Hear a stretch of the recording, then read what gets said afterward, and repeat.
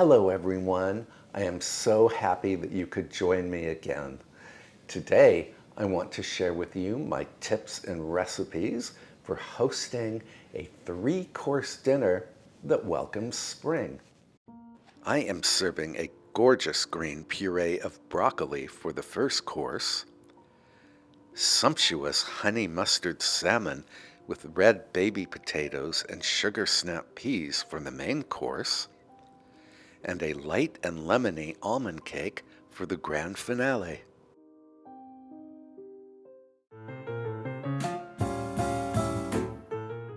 The first thing we are going to make is the dessert. It's an almond cake. So I need to grease or butter my 9-inch springform pan. You could make this in a regular 9-inch cake pan, but I think the dessert will be much prettier from the springform pan. And then I have a cutout round of parchment that I am going to place in the bottom of the pan. Set this aside. Then I need 4 large eggs at room temperature, and I'm going to separate the eggs. I'm putting the yolks in my large mixing bowl, and I'm putting the whites in this bowl.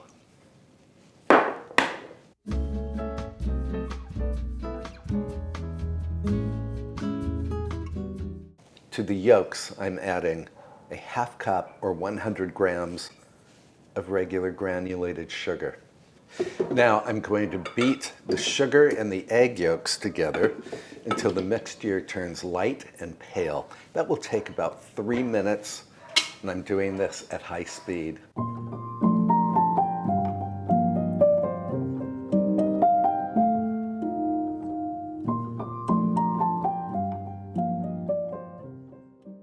All right, the mixture has turned smooth and thick and very pale. So now I'm going to add 1.5 cups of almond flour. And please excuse my dog Avery. She's barking at a fuel truck. 1.5 cups of almond flour weighs 148 grams. I also need to add the zest of 1 large lemon. Smells wonderful. I do love the scent of zested citrus.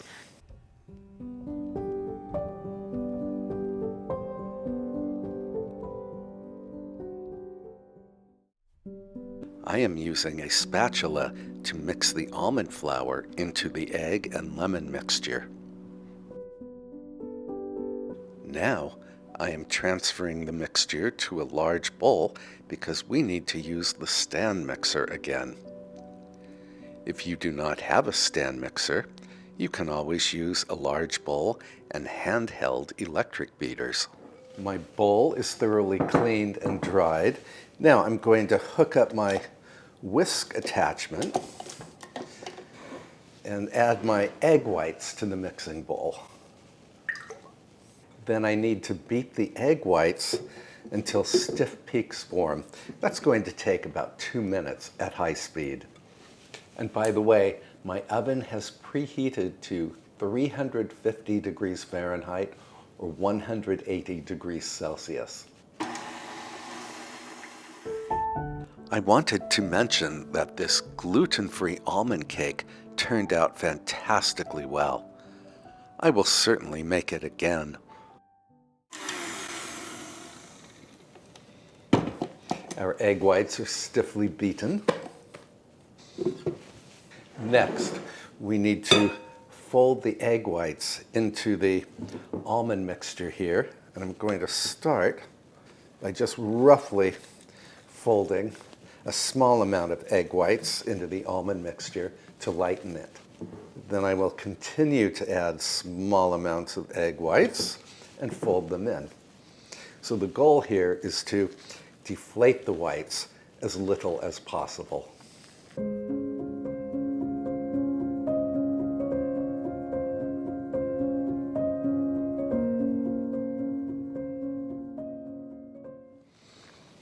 The egg whites are folded in, so now we can transfer this mixture to the springform pan.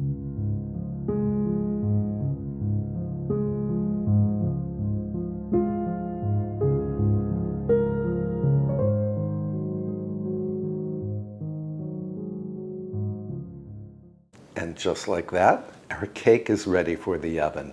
I'm going to bake this until the cake puffs and the top is firm. That will take about 30 minutes.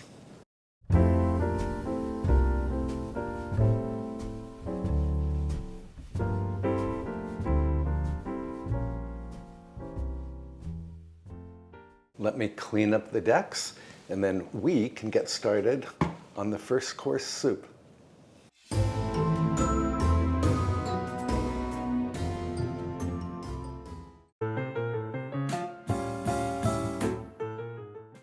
I'm making the same broccoli soup that I made not too long ago in a video. I don't mind repeating the soup because it is the ideal soup for this particular dinner. It's super simple to make, super healthy to eat. And boy, it's delicious. So I need broccoli florets. You can use the stems as well if you peel them first. I'm going to save these and put them in my freezer.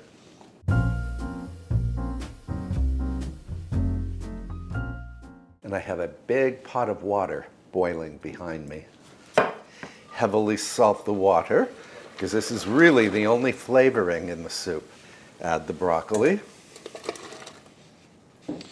Then be sure to cover the pot so that the broccoli will turn a bright green color as it cooks. And you only cook this until the broccoli becomes tender. That's going to take about 5 minutes. Our broccoli is perfectly tender. Now all I have to do is shift the broccoli to my blender.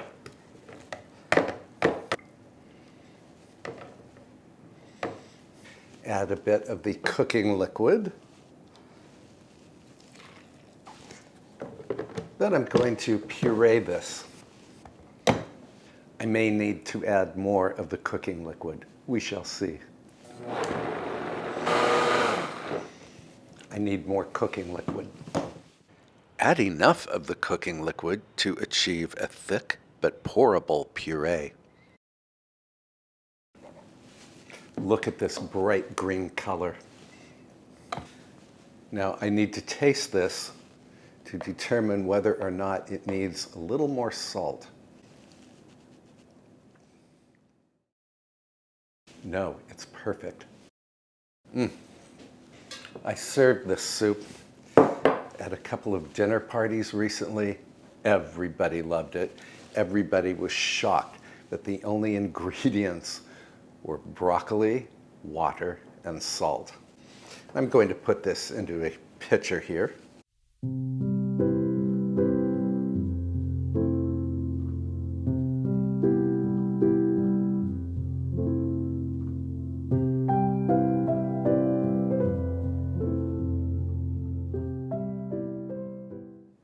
So my soup is thick, but it is not too thick. This will make enough for 4 servings or maybe even 5 or 6 servings because I like to serve the soup in small soup cups. I'm going to let this cool to room temperature and then I will pop it into the refrigerator. You can serve the soup either hot or warm or even cold from the fridge.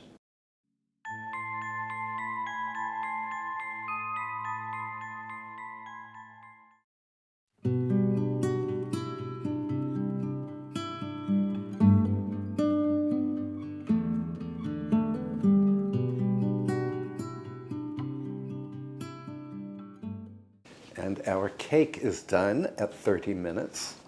We need to let this sit in the pan for about 15 minutes. So I'm going to run a thin knife between the pan and the cake and try not to mangle the cake. And then we can unmold it. And there it is. Now, this is not supposed to be a tall cake.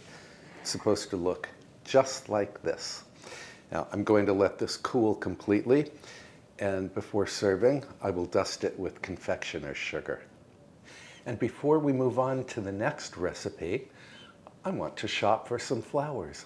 Please take a ride with me.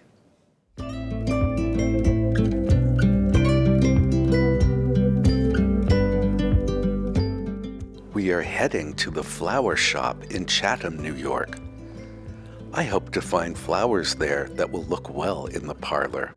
And by the way, although spring has officially arrived, our weather is still quite cold. I will serve dinner tonight in front of a fire in the parlor. Turn around and show your face. Let me see parts of you. Oh my, our bodies interlace, slow and easy. We are greeted at the flower store by a little dog named Harry.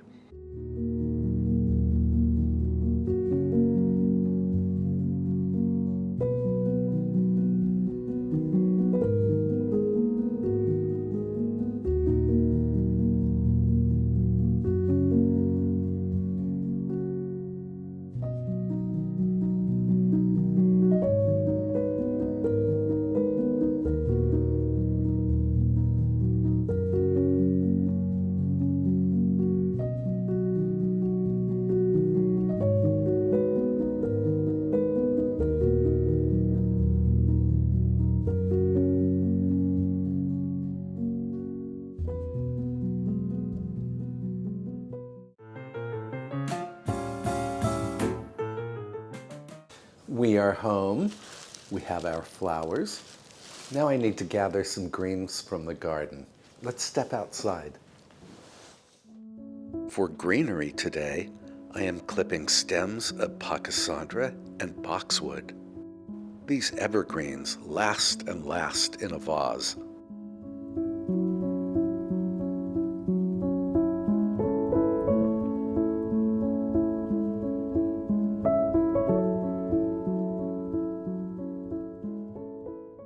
I'm going to make the arrangement in this old soup tureen.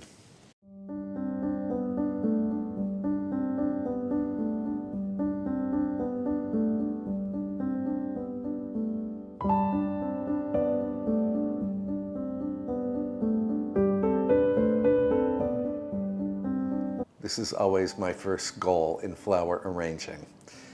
That is to make the arrangement look great with only greenery. Chrysanthemums are always a bargain because you get so many flowers per stem.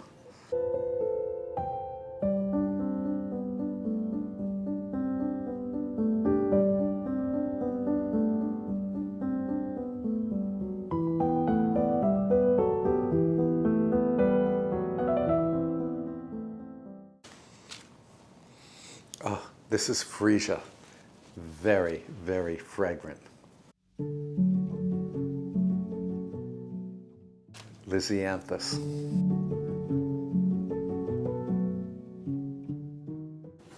As I have said in many previous videos, I am not a professional flower arranger. I've had no training whatsoever. I just like to surround myself with beautiful things, and I hope you do too.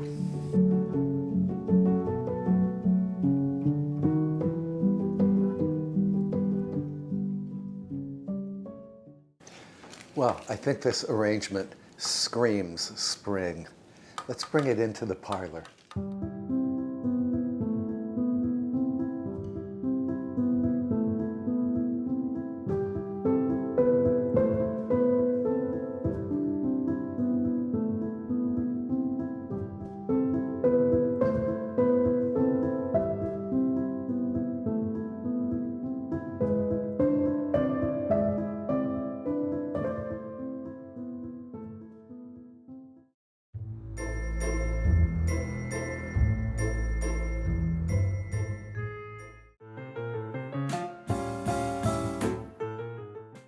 On to the main course. I'm making honey mustard baked salmon with vegetables. This is a sheet pan dinner, really easy to do, and you can assemble all of the components well ahead of time and then bake them off shortly before your guests arrive. And the first thing we need is 1 pound of baby red potatoes, which I am going to cut this way in half. Just throw those onto the baking sheet. I did wash these potatoes and dry them. You do not want to put wet potatoes on the baking sheet.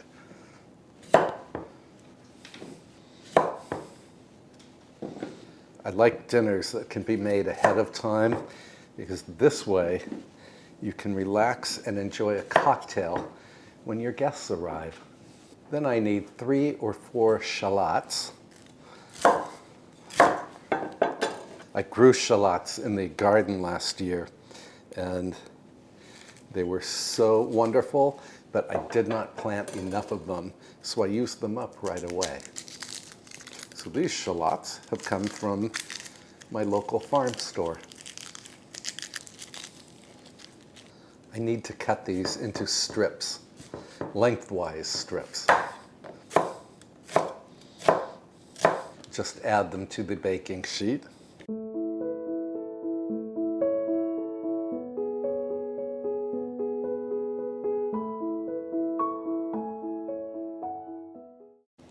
Drizzle the vegetables with olive oil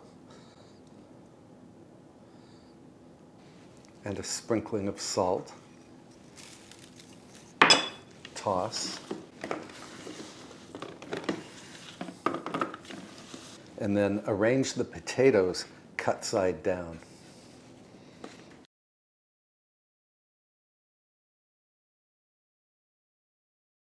You could add pepper too, but the recipe I am following, which I will link below, did not say to add pepper. I'm going to pop this into the refrigerator until we get closer to serving time. For the honey mustard coating that will go on top of the salmon fillets, I need 3 tablespoons of whole grain mustard. And I'm just putting this in a small bowl. And 1 teaspoon of honey. Give it a whisk. And then, in another small bowl, add a ½ cup of plain panko breadcrumbs, a teaspoon of dried thyme, 1 tablespoon of olive oil, and a ¼ teaspoon of salt. Mix. This breadcrumb mixture smells just awesome because of the thyme. I hate to do this to you, but we are going to need another little bowl or a glass measure. I'm just following the recipe. And into the bowl goes 2 teaspoons of red wine vinegar. I'm being very exact here, not really. 1 teaspoon of grated garlic. I'm using garlic paste. And a ¼ teaspoon of smoked paprika. Whisk.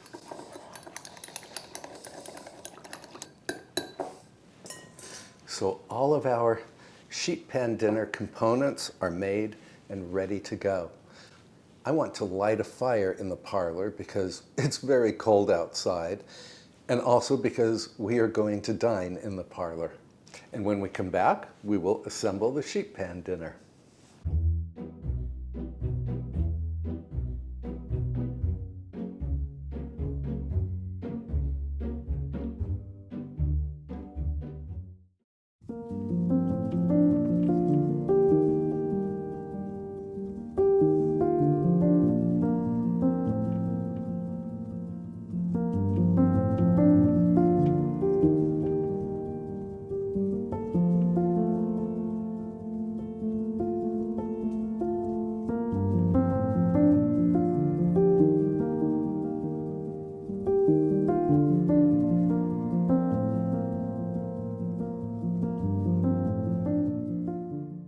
Shortly before your guests arrive, preheat the oven to 425 degrees Fahrenheit or 220 degrees Celsius, and then pop the potatoes and the shallots in the oven and let them cook just until they begin to caramelize. That will take 15 minutes or so.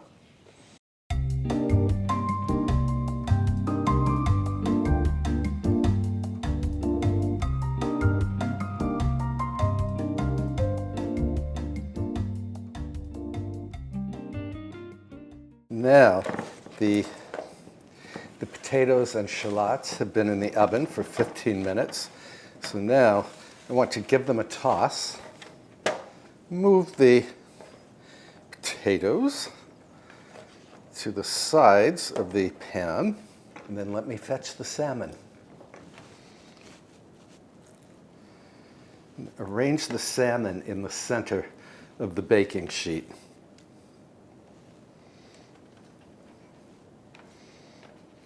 Then spoon the honey mustard mixture over the salmon fillets.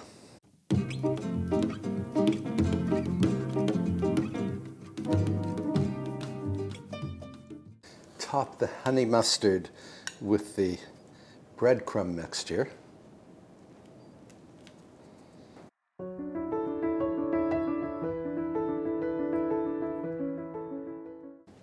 Press the breadcrumb mixture into the honey mustard so that it will stick.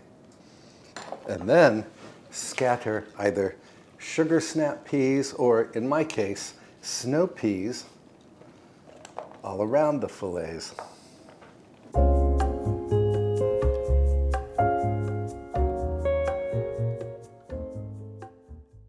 And return the baking sheet to the oven for just 10 minutes.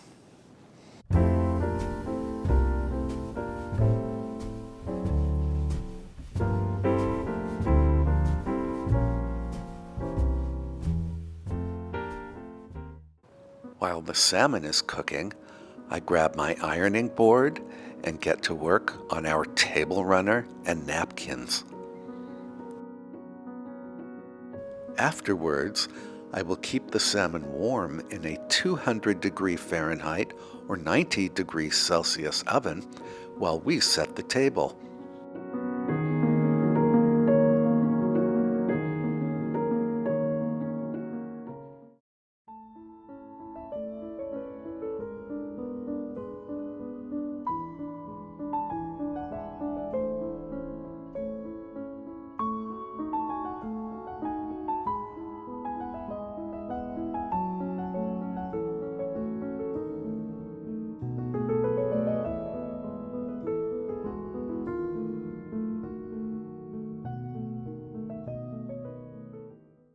While the salmon fillets are in the oven, I'm going to pop this broccoli puree into the microwave just to heat it through. When I serve the broccoli soup, I serve it in little cups like these, and I put a little bit of goat cheese at the bottom of each cup.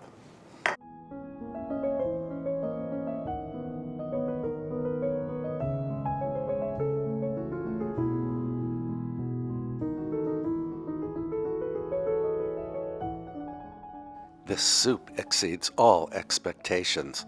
I hope you will give it a try.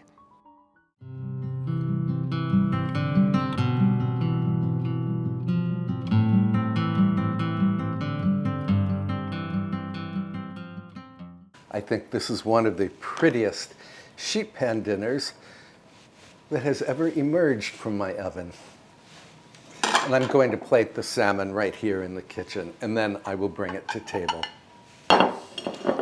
There's only 2 of us dining today, so I will have some leftovers.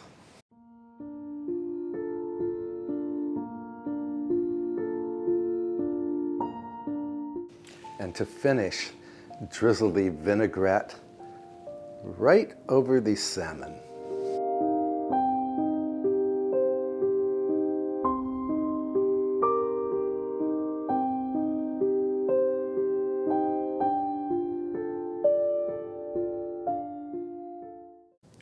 There is a cat in here who would very much like to join us for this salmon course.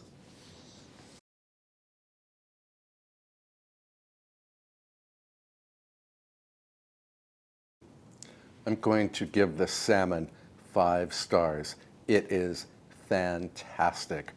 The panko breadcrumbs are crunchy, and together with the snow peas and the baby red potatoes, well, I don't think you could beat this for a make-ahead dinner.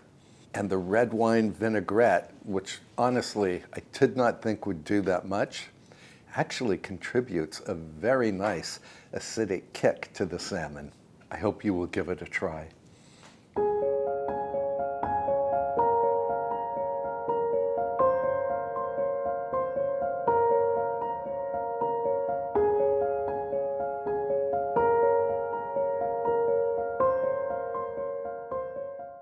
And now for the moment we have all been waiting for, the almond cake.